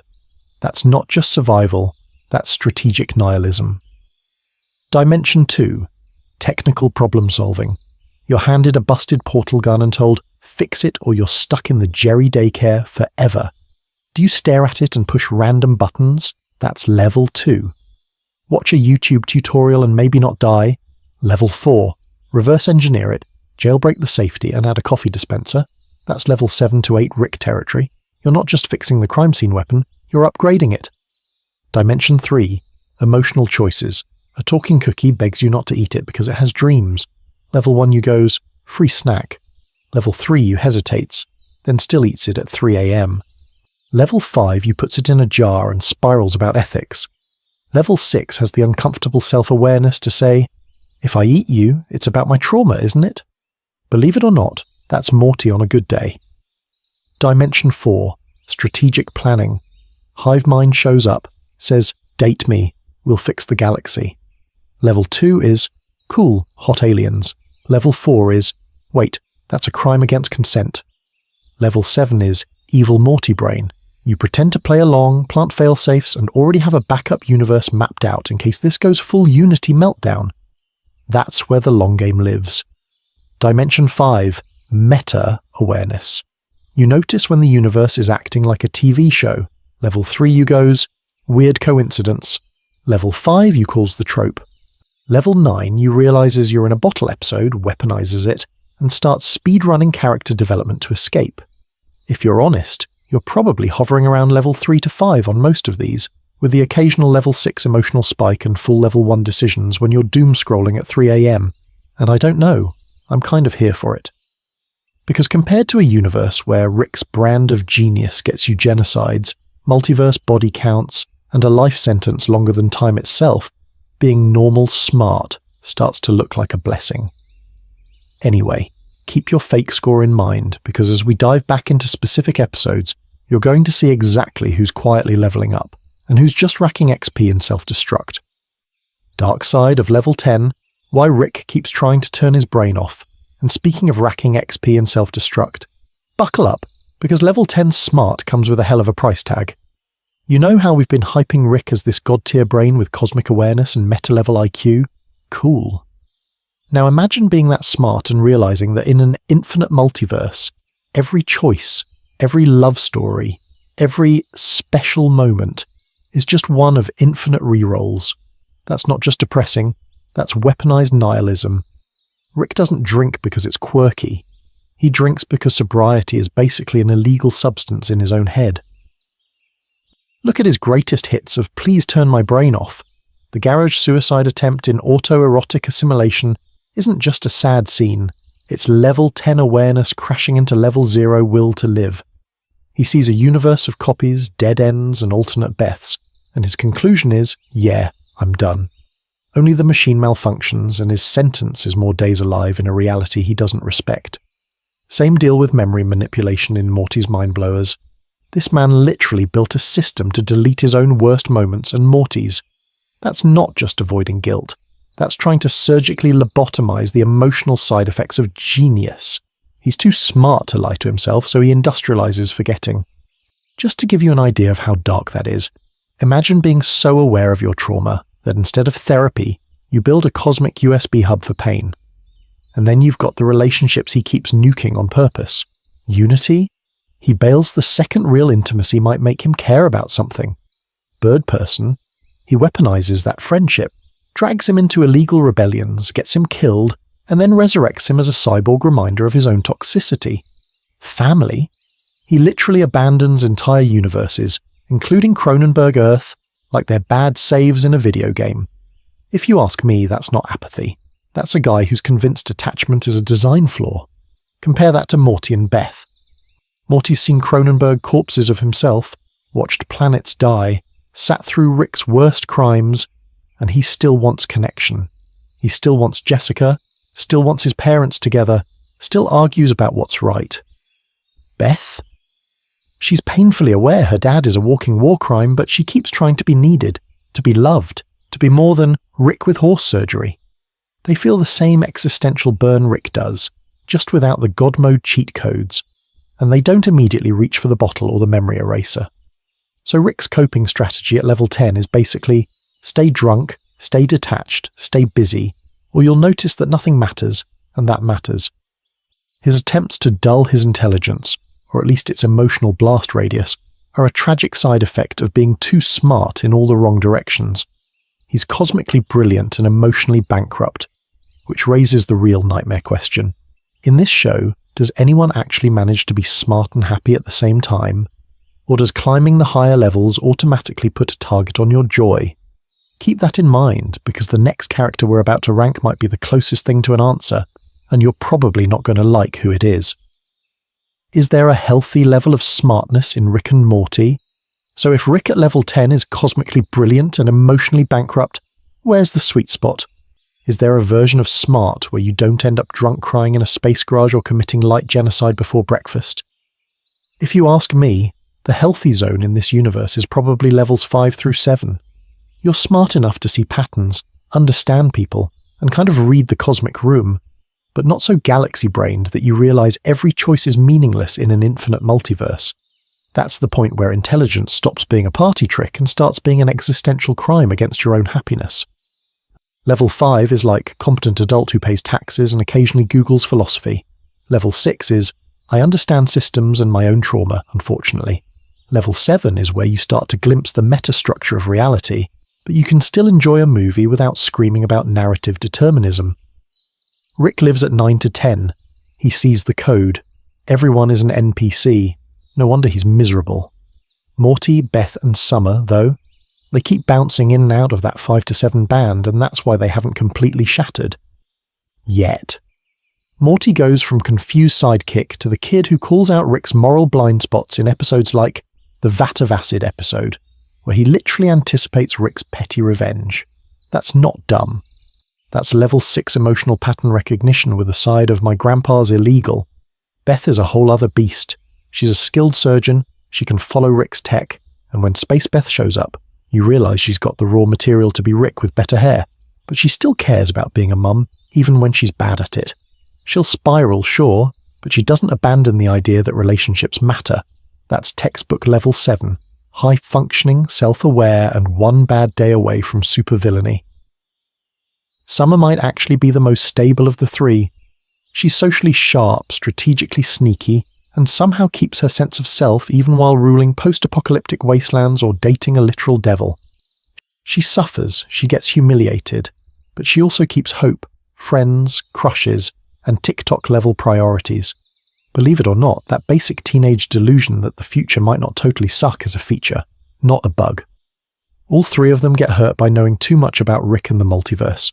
They carry guilt, trauma, and a front-row seat to crimes no court could process. But they still form attachments, still chase purpose, still think, maybe I can do better than my parents. Rick doesn't do maybe. Rick does nothing matters. And a hangover. Now imagine Rick intentionally parking himself at level 7. No God mode portal gun every 5 minutes. Less universe breaking, more therapy. He'd still be a genius, but maybe he'd use that brain to repair 3 relationships instead of 3 timelines. He'd probably call it emotionally illegal, but I don't know, I'm kind of here for it. So what does it say about us that we worship the level 10 disaster grandpa instead of the level 6 kid trying to pass math and not collapse morally? Buckle up, because in the final stretch we're going to turn this 10-level ladder back on you, and ask why being the smartest in the room is such a hell of a drug in the first place. Cumulative takeaway. What the 10 levels reveal about the show, and you. So when you stack all 10 levels next to each other, what do you actually get? A self-help ladder? A cosmic IQ test? Or just a really elaborate way of saying, yeah, being smart is kind of a scam? Across Rick and Morty, intelligence is never just one thing. It's tech genius, social cluelessness, cosmic awareness, and emotional dumpster fire all duct taped together. Rick can jailbreak a Galactic Federation prison with math, rewrite an economy, and casually build a portal gun like he's making instant ramen. On paper, that's a hell of a resume. But inside his own head, it's basically solitary confinement with extra steps. That's the big punchline of the 10 levels. Every time the smartness goes up, the comfort goes down. Level 2, Jerry vibes are dumb but cozy. Level 6, Morty is anxious but growing. Level 10, Rick is untouchably brilliant and completely uninsurable as a human being. The show keeps whispering the same thing. Being the smartest in the room doesn't automatically make you happy, healthy, or even remotely decent. So why do you love Rick anyway? Why does the guy with the worst emotional record and the longest hypothetical prison sentence get to be fandom Jesus? Because he's both the fantasy and the horror. He's the fantasy of never losing an argument, never being outclassed, never having to pretend you don't see how stupid everything is. And he's the nightmare of what happens when you actually live that way for decades. No filter, no faith, no breaks, just raw overclocked brain cooking your soul. And you feel that in real life, right? Some days you're level 7 on one topic and level 1 on basic adulting. You can overthink a text message like it's interdimensional chess, then forget your own birthday. You probably know a Jerry who seems blissfully dumb and weirdly fine. You probably know a Morty who's getting more aware and more miserable at the same time. Believe it or not, the show is just cranking those sliders to 100 to show you something you already live. Here's the quiet argument buried under all the burps and war crimes. The ideal isn't level 10 Rick or level 1 NPC, it's a cursed little combo build. Enough awareness to see the truth, enough heart to still care, and just enough stupidity to enjoy a theme park without thinking about the workers' rights and insurance policies. Bird Person has pieces of it, some Beths flirt with it, a few Mortys grow into it. Even Rick on his better days accidentally stumbles near it and panics. So where are you on this ladder? And more importantly, where do you actually want to be? Because if you keep chasing pure, smartest in the universe energy, you might end up emotionally Cronenberged. In the next part, we're going to turn the dial all the way to you. Which level do you think you're on? Which one are you secretly chasing? And which one might be the most dangerous upgrade of all? Buckle up. Final rankings. Recap. Your official Rick and Morty smartness cheat sheet. Alright, you've stared into the smartness abyss. Now let's give your brain a cheat sheet before it Cronenbergs itself. Quick recap: 10 levels, 1 messy universe. Level 1, basic survival dumb. This is, can you not die in a Costco parking lot intelligence. Jerry lives here most days, joined by random background humans who can't handle a simple alien invasion without running into the laser beams. Level 2, everyday functional. Pay bills, drive a car, still get scammed by a meeseeks. Regular Beth patients, Jessica, and most of the Smith neighborhood sit here, just vibing and occasionally getting reality warped. Level 3, emotional spikes. This is where Jerry weirdly spikes. When he panics about losing Beth or the kids, he suddenly makes semi-competent choices. He's still stupid, but he's stupid with feelings, which, if you ask me, is an upgrade. Level 4, tactical teen. Summer's home turf, she can read social dynamics, weaponize popularity, and negotiate with post-apocalyptic cannibals, She's not building portal guns, but she's absolutely gaming the room while Rick is drunk in the corner. Level 5. Underused Genius. Beth. Surgical precision, technical vocabulary, and the rare ability to kind of understand Rick's gadgets without exploding. She could be Rick Light if she ever stopped chasing horse surgery and Daddy's approval. Level 6. Growing Strategist. Morty's Lane. Early seasons, he's a level 2 with trauma. By the Vat of Acid episode, he's planning, anticipating Rick's pettiness, and calling out the moral crimes in real time. Believe it or not, that's a hell of a glow-up. Level 7. Specialist Techies. Gearhead, some Citadel Ricks, the random lab-coated guys who can do one thing really well but get folded the second the plot escalates. They're smart, but only in one narrow, extremely illegal hobby. Level 8. Rick's baseline genius. Portal gun, Miniverse, collapsing the Galactic Federation economy with math. This is the smartest man in the universe marketing tier. He dominates raw technical brainpower, no contest. Level 9. Meta-strategists. Evil Morty lives here rent-free. Long cons, political manipulation, Citadel takeover. He doesn't just out-tech Ricks, he out-narratives them, treating the multiverse like a chessboard and Rick like a very angry pawn. Level 10. Cosmic/narrative aware. The rare moments when characters brush against the fourth wall. Rick sometimes peeks in, but Evil Morty's long-term plan and the show's own meta-winks basically tell you. The real top level is understanding the story you're trapped in. So yeah, Rick absolutely dominates levels 7 and 8, but he's emotionally stuck around Jerry's level 3 and gets outplayed by Evil Morty at level 9. Smartest man in the universe is technically true and emotionally embarrassing. Now it's your turn. Where do Bird Person's tragic loyalty, Mr. Poopy Butthole's weird resilience, or Gearhead's niche nerd rage land on this ladder? Re-rank it in your head. Argue in the comments. Start a tiny citadel in your group chat. Because in the next part, we're going to do something even dumber and smarter at the same time. Apply this exact 10-level framework to you, and maybe to other shows. Ever wondered if you're more Evil Morty, more Jerry, or, I don't know, I'm kind of here for it, more Mr. Poopy Butthole? Buckle up, because that answer might be the scariest sentence of the whole video. Closing reflection. Why we keep rooting for a broken genius. So, here's the terrifying punchline to this whole IQ horror show. You don't actually want to be Rick. You think you do, you think you want portal guns and one-liners, but if you really got level 10 Rick brain, you're signing up for a hell of a bad deal. Because Rick is basically a walking PSA that says, max out intelligence, dump all your emotional skill points, and enjoy your prize: isolation, addiction, and self-hatred. He can collapse a galactic economy before breakfast, but he can't sit at breakfast with his family without sabotaging it.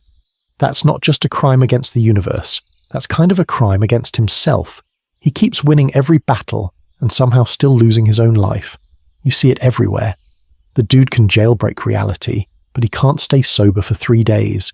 He can predict every betrayal, every outcome, every Morty-shaped tragedy, and what does that get him? A front row seat to how meaningless everything is. If you ask me, that's the worst sentence in the show. Being smart enough to see the pattern, but too broken to do anything healthy with it. Morty, Beth, and Summer are the glitch in that system. They're not level 10 anything. Morty's morally anxious, Beth is emotionally avoidant, Summer is chronically online in human form. But they're growing. Morty goes from confused sidekick to the kid who calls Rick out in the Vat of Acid episode. Beth starts realizing she's basically a Rick speedrun and actually questions it. Summer keeps learning how to be ruthless without totally losing her heart. They're the hopeful alternatives. Imperfect, still messing up, but at least trying to balance brains with heart instead of speedrunning to godlike, lonely meta-awareness. So maybe the real win condition in this universe isn't hitting level 10 on any chart. It's finding that weird middle ground where you understand enough to live honestly, to see some of the darkness, but you don't drown in it and call it enlightenment. You're smart enough to know actions have consequences, but not so galaxy brained that you decide nothing matters and go full Rick Nihilist about it. And this is where it loops back to you. What levels do you actually value in yourself and the people you like? Technical smart, like building stuff? Emotional smart, like not being an illegal disaster in relationships? Strategic smart, like Evil Morty playing 5D chess with a backpack? Or that meta-awareness where you can look at your own patterns and go, wow, I'm the problem, and then actually change. Because believe it or not, every comment, every like, actually, Jerry is secretly high-tier emotional intelligence take is us collectively mapping the multiverse of smartness in this fandom. So buckle up for the next part. We're going to use this whole 10-level system on you and on other shows, and I'm probably going to regret asking, but I don't know, I'm kind of here for it. CTA. Choose your level, roast my rankings, and pick the next brain to dissect. So let's actually aim this brain ray at you for a second. If you had to drop yourself somewhere on that 10-level smartness scale, where are you landing? Are you a level 3 accidentally survives because someone smarter feels bad for you, Jerry? Or a level 8 quietly pulling evil Morty strings from the back row of math class type? Drop your level in the comments and name your character twin. Are you Rick level tech genius but emotionally illegal? Morty level morally aware but constantly dragged into crime? Summer with the scary good survival instincts? Or Beth, who's probably one bad day away from going full galactic horse surgeon warlord? Be honest, if you say you're level 10 Rick, I'm checking your homework and your browser history. And now, roast time. You knew this was coming. Which rankings did I completely butcher? Who did I overrate, underrate, or just straight up forget like a discarded Cronenberg timeline? If you think Jerry deserves a higher meta-awareness sentence than some Ricks, argue your case. If you're convinced Bird Person is secretly cosmic level 9 while Rick is stuck in self-sabotage level 7, tell me where you'd move them and why. Go full Citadel on me in the comments. Build your own council. Re-rank every Rick, Morty and side character, like you're evil Morty doing a PowerPoint on why democracy was a bad idea. Just to give you an idea of how deep you can go. Emotional intelligence tier lists. Who's the smartest at not dying? Or who has the highest narrative awareness but still makes the dumbest choices? I'm definitely going to regret reading some of these, but if you ask me, that's half the fun. And if you want more of this kind of brain dissection, tell me who we're operating on next. Do we take this 10-level smartness framework to other shows? Like, is BoJack Horseman secretly Rick with a subscription to therapy? Is SpongeBob a low-tier intellect with god-tier plot armor? Or should we do a full deep dive on one character? Evil Morty's long game IQ, Beth's identity crisis genius, or a Summer is the real protagonist episode where we track every time she outplays Rick and Morty combined? Hit the comments with the next brain you want on the slab. I'm talking character, show, and what kind of smartness you want ranked. Tech, social, cosmic, or pure meta. I know I'm in a TV show and I hate it awareness. Anyway, if your meta-awareness is at least level 4, you already know what I'm going to say next. Like the video to boost the algorithm gods, subscribe so your future self doesn't forget, and ring the notification bell if you want your brain pre-booked for the next analysis. Think of it as vaccinating yourself against missing the next illegal thought experiment. Remember, in an infinite multiverse, there's a version of you that clicked away at level 2. Thanks for being the smarter one. For now.